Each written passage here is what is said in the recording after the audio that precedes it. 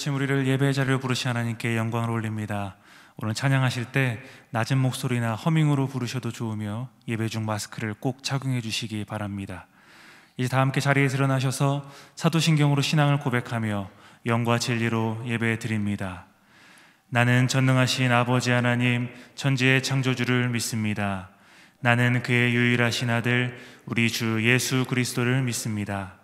그는 성령으로 잉태되어 동정녀 마리아에게서 나시고 본디오 빌라도에게 고난을 받아 십자가에 못 박혀 죽으시고 장사된 지 사흘 만에 죽은 자 가운데서 다시 살아나셨으며 하늘에 오르시어 전능하신 아버지 하나님 우편에 앉아 계시다가 거기로부터 살아있는 자와 죽은 자를 심판하러 오십니다. 나는 성령을 믿으며 거룩한 공교회와 성도의 교제와 죄를 용서받는 것과 몸의 부활과 영생을 믿습니다. 아멘.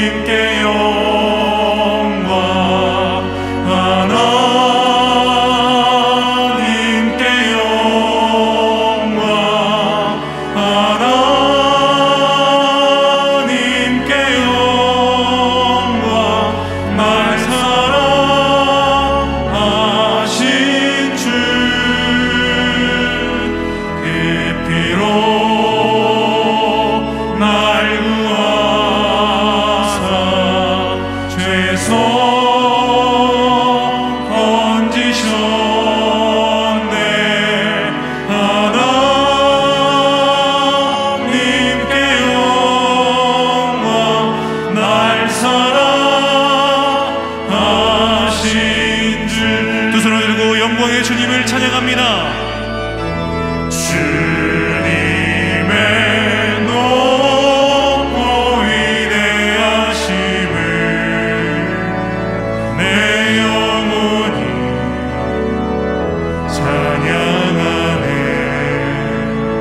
주님의 높고 위대하심을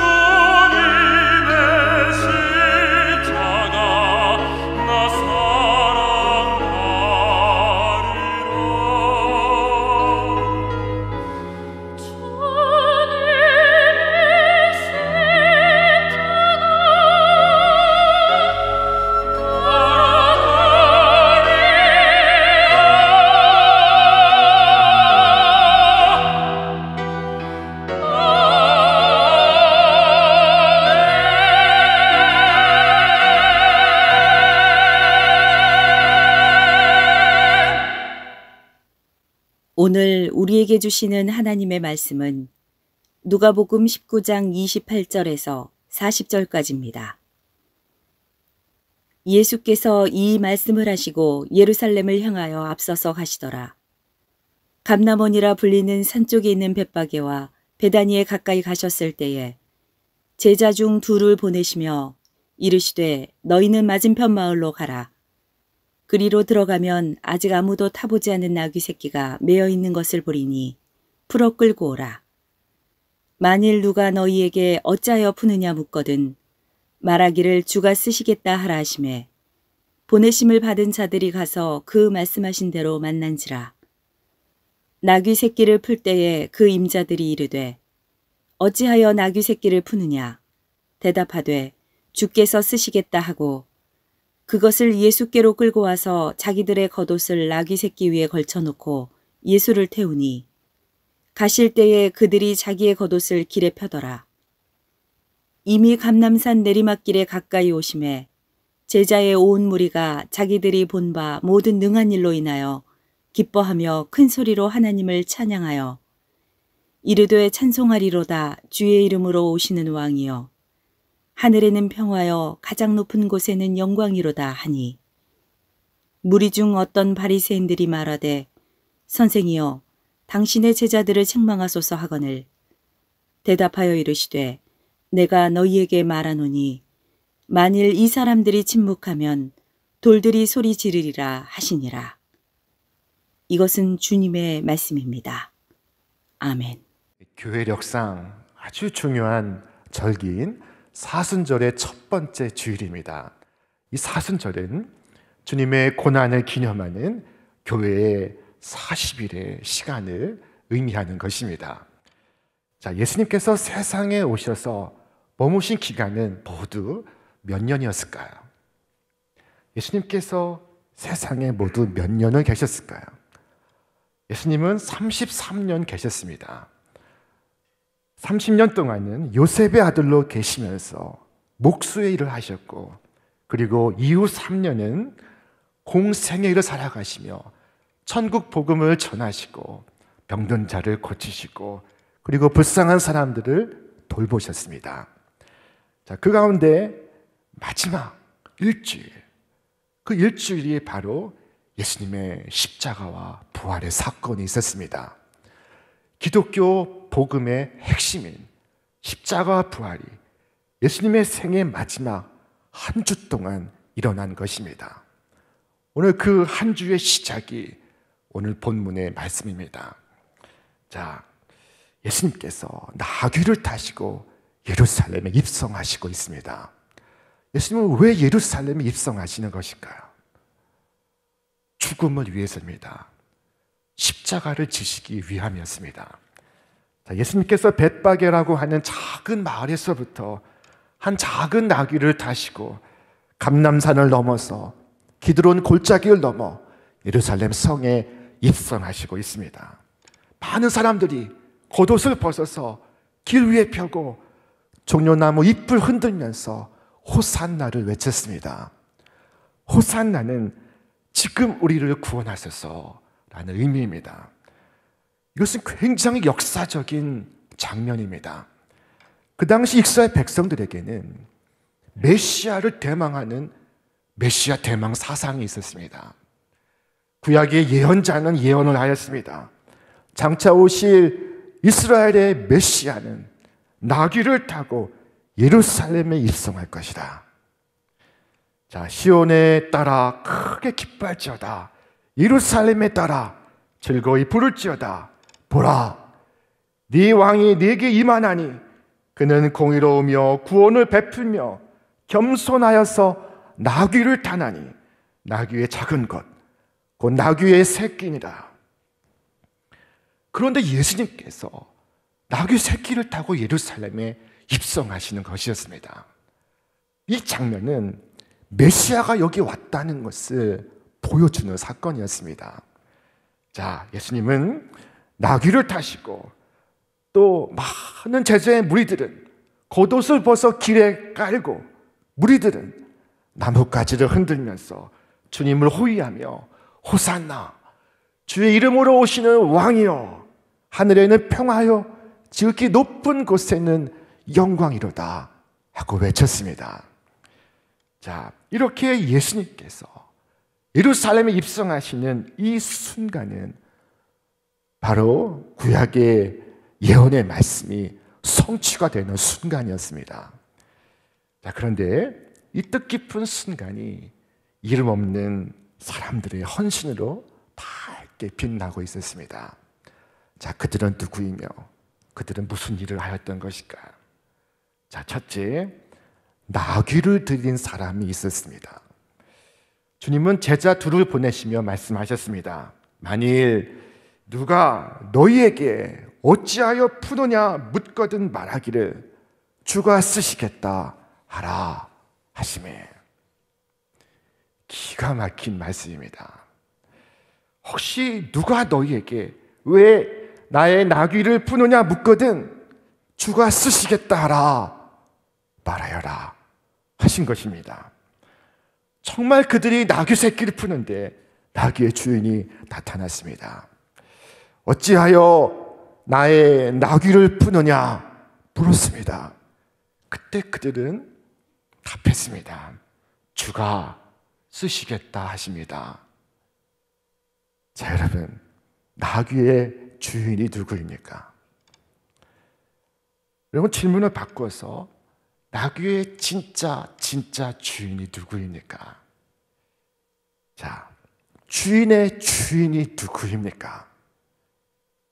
지금 나의 시간, 나의 소유, 나의 재능 다 내 것인 것 같지만 사실은 내가 주인이 아닙니다. 우리는 그것을 내 것이라고 말하지만 사실 나는 주인이 아니에요. 나는 주인의 것을 잠시 맡아서 관리하는 청지기일 뿐입니다. 자, 주가 쓰시겠다 하시는 주님의 말씀을 마음에 깊이 묵상하십시오. 주님이 주인이십니다. 주가 쓰시겠다고 하십니다. 주님이 나의 주인이시오. 나의 기업의 주인이십니다. 자, 나귀의 주인은 주가 쓰시겠다 하신 말씀을 듣고 아무도 타보지 않은 나귀를 메어 놓았습니다. 특이한 것은 그가 한마디도 하지 않는 것이었습니다. 군소리 한마디 없습니다. 주께서 쓰시겠다 하시는 그 한마디에 예스입니다. 주님의 뜻입니까? 주님의 뜻대로 하소서. 자, 여러분, 이러쿵저러쿵 묻지 마시기를 바랍니다. 내 마음대로, 내 생각대로, 내 의지로 교만과 자랑을 다 가진 채 하나님을 위하여 무엇을 해봐야 다 쓸데없는 짓입니다. 내 주여 뜻대로 하시옵소서 라고 위탁하는 바로 그곳에 진정한 충성이 있고 참된 기쁨이 있고 그렇게 부르는 찬송이 곧 진정한 찬송이 되는 것입니다. 자, 그때 보람이 있고 그때 생명이 있습니다. 서울에 어느 교회에 한 집사님이 있었습니다. 자, 교회 목사님이 집사님에게 교회 직무를 맡아줄 것을 요청을 하셨습니다. 그런데 그 요청을 받으신 집사님이 불치의병에 걸렸습니다. 목사님이 그를 위해 조용히 기도하던 중에 목사님의 머리에 스친 말씀이 이 말씀이었습니다. 주가 쓰시겠다 하라 말하라. 자, 그리고 목사님이 집사님을 찾아가 말했습니다.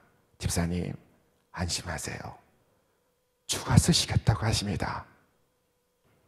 자, 여러분, 그 집사님 어떻게 됐을까요? 그 집사님 병에서 회복되어 지금 잘 살고 있습니다. 자, 내 인생에 풀지 못한 수많은 매듭들이 있습니다. 내가 풀지 못하는 매듭들이 있습니다. 내 거라고 묶어두었던 그 많은 매듭들, 그 풀리지 않는 매듭들이 주께서 쓰시겠다 하신 말씀에 반응하면서 비로소 풀리기 시작합니다. 여러분, 매듭에서 풀려나는 것이 쉬운 일이 아닙니다. 마귀가 반대합니다. 이스라엘 백성이 애굽에서 풀려날 때 애굽의 바로가 반대했습니다. 철저히 반대했습니다. 바로는 끝까지 풀어주지 않았습니다. 애굽의 재앙이 10번이 내려도 바로는 풀어주지 않았습니다. 여러분, 탐욕으로부터, 집착으로부터, 고집으로부터, 무엇보다 내 자신으로부터 풀려나는 것이 쉬운 일이 아닙니다. 이 사순절 첫 번째 주일, 주님의 뜻입니까? 뜻대로 하소서 마음으로 고백하고 결단하는 여러분과 제가 되기를 바랍니다. 주님의 뜻을 붙드시기를 바랍니다. 주님의 뜻을 붙듦으로 이 세상을 바르게 살아갈 이유를 발견하시기를 바랍니다. 자, 이제 나귀는 한 주간 예수님이 타고 다니시는 도구가 될 것입니다. 자, 그러면 한 주 후에 예수님이 돌아가신 후 나귀는 어떻게 되었을까요? 나귀는 어떻게 되었겠습니까? 자, 주인에게로 돌아가겠지요. 주인에게로 돌아갔습니다. 없어지지 않습니다. 주인에게로 돌아왔습니다. 자, 그런데 그냥 돌아온 것이 아니었습니다. 나귀가 은혜를 받고 돌아왔습니다. 이 짐승이 은혜를 받고 돌아왔습니다. 주님께 내어드린 것은 사라지지 않습니다. 주님의 역사를 위해 나를 드리고 내 자식을 드리고 나의 소유를 드리는 것은 손해가 아닙니다. 그것은 축복입니다. 자, 여러분, 어느 날 자녀가 아버지, 어머니 신학교에 가겠습니다 라고 말한다면 여러분 통곡하십니까? 기뻐하십니까? 자, 훗날 예수 전도단을 창시하게 되는 젊은 로렌 커닝햄이 선교사를 가겠다고 어머니께 말씀을 드렸습니다. 근데 그 말을 듣더니 어머니가 그렇게 기뻐하시더랍니다. 우리 아들이 선교사를 가겠다니. 그리고 그 아들을 데리고 신발가게에 가서 신발을 사주었습니다. 아름답도다 좋은 소식을 전하는 자들의 발이여. 어머니가 아들에게 신발을 사주었습니다. 여러분, 주님께 바친 내 자녀는 이루어지지 않습니다. 은혜와 함께 되돌아옵니다. 주께서 뭐라고 말씀하셨습니까? 예수께서 이르시되 내가 진실로 진실로 너에게 이르노니 나와 복음 위하여 집이나 형제나 자매나 어머니나 아버지나 자식이나 전토를 벌인 자는 현세에 있어 집과 형제와 자매와 어머니와 자식과 전토를 100배나 받되 박해를 겸하여 받고 내세 영생을 받지 못할 자가 없느니라. 자, 이제 주께서 타고 다니실 나귀가 준비가 되었습니다. 자, 그런데 여기에 더하여 왕의 행차에 펼쳐지는 레드 카페트가 준비되고 있었습니다. 자, 그것을 예수께로 끌고 와서 자기들의 겉옷을 나귀 새끼 위에 걸쳐놓고 예수를 태우니 가실 때 그들이 자기의 겉옷을 길에 펴더라. 자, 나귀를 끌고 온 제자가 자기의 겉옷을 나귀 위에 올려놓았습니다. 그러니 그것이 곧 안장이 되었습니다. 주님은 나귀를 구해오라 하셨습니다. 안장을 구해오라 하지 않으셨습니다. 안장은 내게 있습니다. 내가 옷을 벗으면 됩니다. 내가 헌신하면 됩니다. 그렇게 할 때 사람들이 옷을 벗기 시작했습니다. 겉옷을 벗어 길 위에 펴기 시작했습니다. 여러분, 당시의 겉옷은 대단히 중요한 재산 목록이었습니다. 바디메오의 경우에는 재산 목록 1호였습니다. 그런데 사람들이 그 겉옷을 바닥 위에 깔며 예수님의 입성을 위한 길을 만들고 있었습니다. 여러분, 이래서 교회가 소중한 것입니다. 길을 만드는 것은 한 사람이 할 수가 없습니다. 이내 지치고 금방 포기합니다. 그러나 여러 사람이 힘을 합치면 길을 만들 수가 있습니다. 하나님의 위대한 역사를 이루어 갈 수가 있습니다. 자, 사람들은 길을 만들기 위해서 겉옷을 벗었습니다. 오늘 우리는 이 사순절에 그리스도께서 왕으로 오시는 길에 무엇을 벗어 펼쳐드리고 있습니까? 무엇을 주님께 드리고 있습니까? 자, 이름 없는 사람들의 헌신으로 구약의 예언이 성취되고 예수님의 예루살렘 입성이 진행되고 있습니다. 그런데 여기에 더하여 목소리로 하나님을 찬양하며 영광을 돌리는 사람들이 있었습니다. 자, 그들은 주의 이름으로 오시는 왕을 찬양했습니다. 큰 소리로 하나님을 찬양하이로되 찬송하이로다. 주의 이름으로 오시는 왕이여, 하늘에는 평화여, 지극히 높은 곳에는 영광이로다. 여러분, 주님은 왕이십니다. 단지 유대 나라의 왕이 아니십니다. 뭐라고 찬송하고 있습니까? 하늘에는 영광이요, 지극히 높은 곳에는 평화로다. 자, 찬송을 받으시는 주가 우주적 왕이십니다. 만왕의 왕이시요, 보이는 세계와 보이지 않는 세계를 통치하시는 왕이시요, 금생과 내생을 다스리시는 왕이십니다. 예수님께서 빌라도 앞에서 신문을 받으실 때 일입니다. 빌라도가 예수님께 물었습니다. 내가 정말 왕이냐? 그때 예수님께서 이와 같이 답을 하십니다. 빌라도가 가로되 그러면 네가 왕이 아니냐? 예수께서 대답하시되 네 말과 같이 내가 왕이니라. 내가 이를 위하여 났으며 이를 위하여 세상에 왔나니. 여러분, 우리가 그리스도를 왕으로 믿느냐 믿지 않느냐 하는 것은 중대한 문제입니다. 신앙의 근본의 문제입니다. 일제시대에 우리가 부르는 이 찬송가 31장 찬양하라 복되신 구세주 예수, 이 찬양을 일제가 부르지 못하게 했습니다. 구주 예수 영원히 다스리시니 면류관을 벗어들이세, 이 찬양을 못 부르게 했습니다. 그래서 그 찬송에 흰 종이를 덧대어서 보지 못하게 하고 다시 출판할 때는 아예 31장이 백지로 출판이 되었습니다.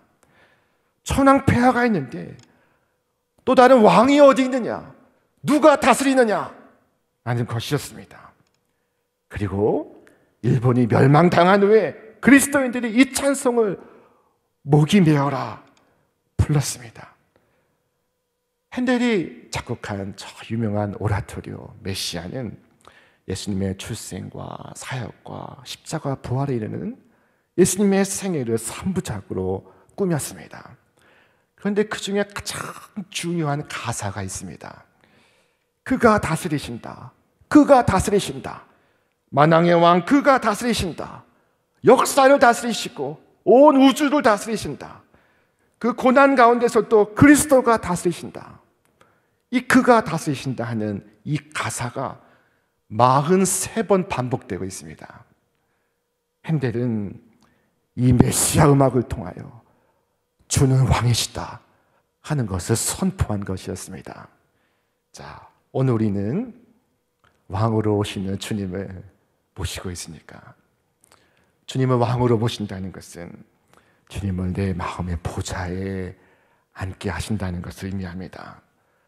온전한 헌신과 절대의 복종과 최고의 충성을 바치는 것을 말합니다. 여러분, 지금 내 마음의 보좌에 누가 앉아 있습니까? 과연 그리스도께서 내 마음의 보좌에 앉으사 나를 다스리시고 계십니까? 아니면 여전히 욕망과 정욕과 죄악이 나를 다스리고 있습니까?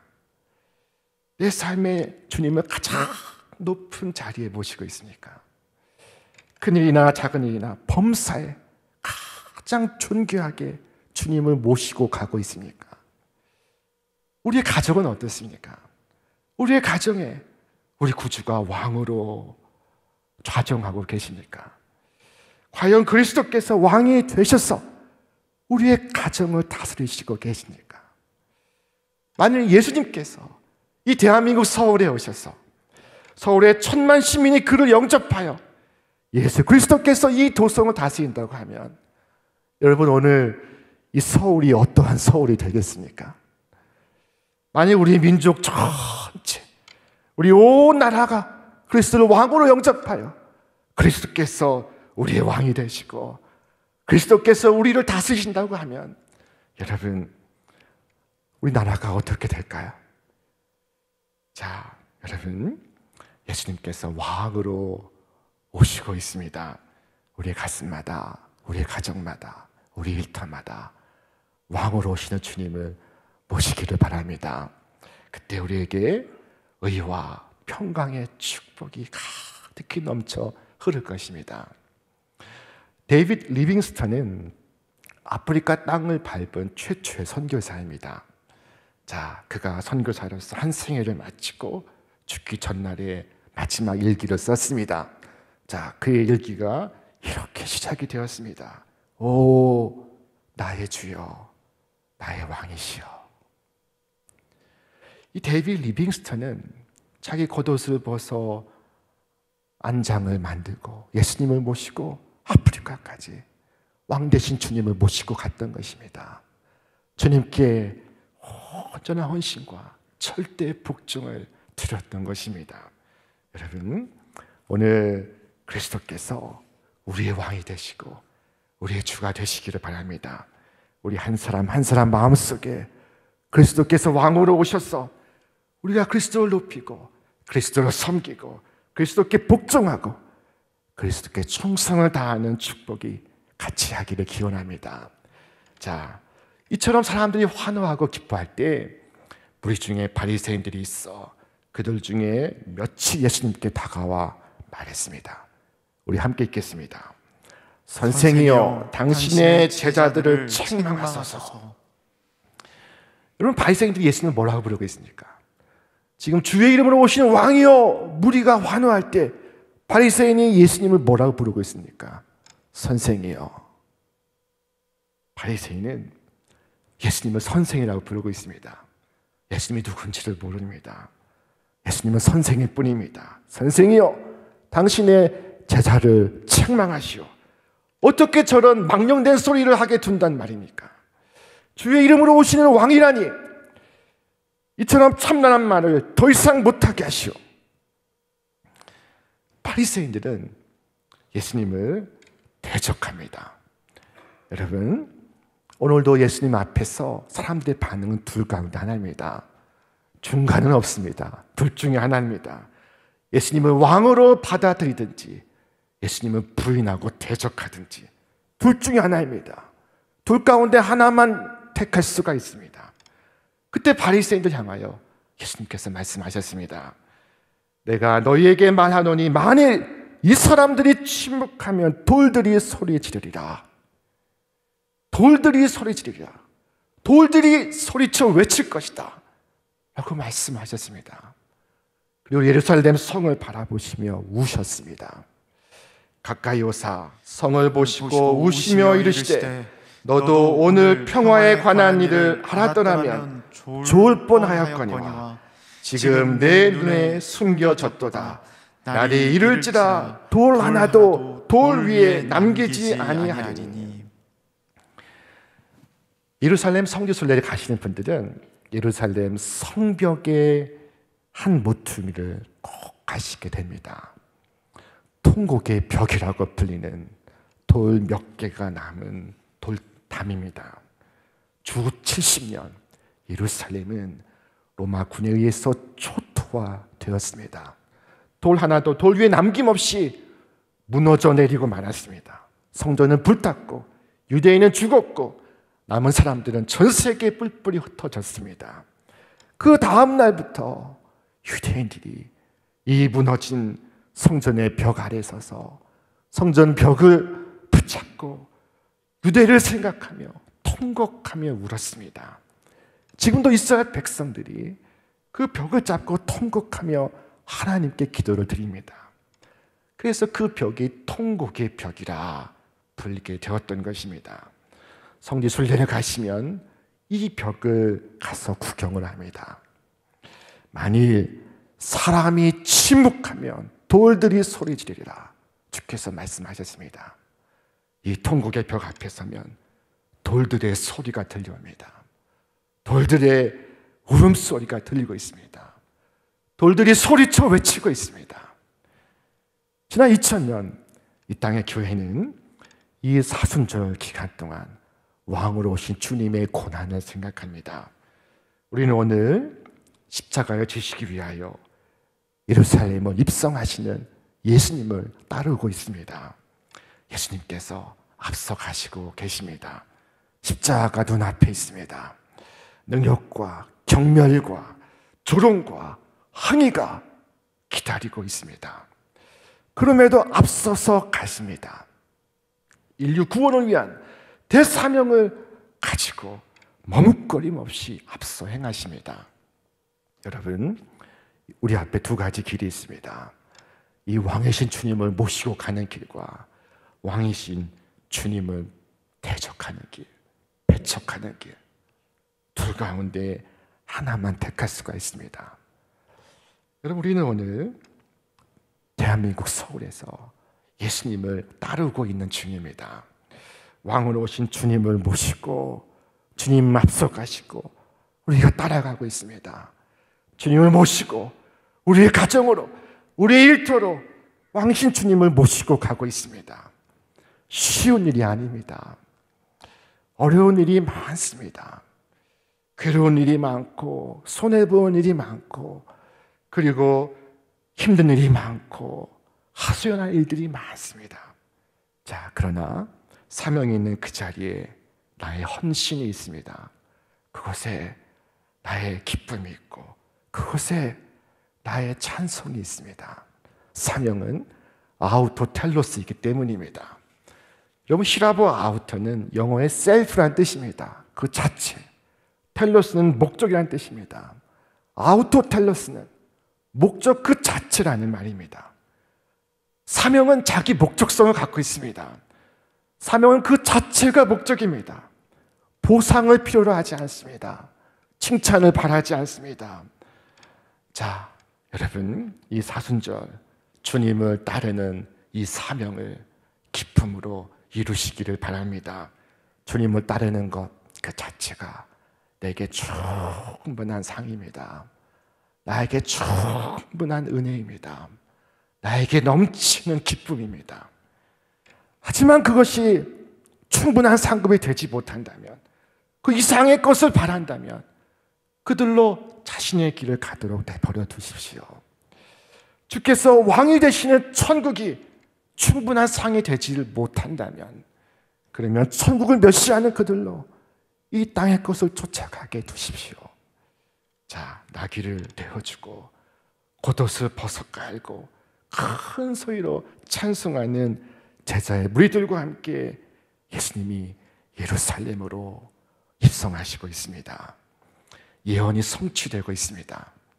여러분, 오늘 그와 같이 주님을 모시고 나의 가정으로, 나의 일터로 주님을 모시고 감으로 오늘 예언을 성취하시기를 바랍니다. 자, 사람들의 시선도 나의 자존심도 내려놓고 오직 주를 따르는 사명을 이루시기를 바랍니다. 그리스도의 승리를 확신하며 그리스도의 고난에 동참하고 마침내 그리스도의 영광에 참여하는 이 복된 사순절 되시기를 주님의 이름으로 축원합니다. 축원합니다. 이제는 교회의 머리가 되신 우리 주 예수 그리스도의 은혜와 하나님 아버지의 극진하신 사랑하심과 성령의 교통하심이 이 시간 왕이신 주님을 모시고 세상으로 나아가는 우리 모든 믿음의 교우들 위해, 저들의 이 땅 위의 생애와 하늘의 소명 위에 이제로부터 영원토록 함께 없시기를 간절히 축원하옵나이다. 아멘.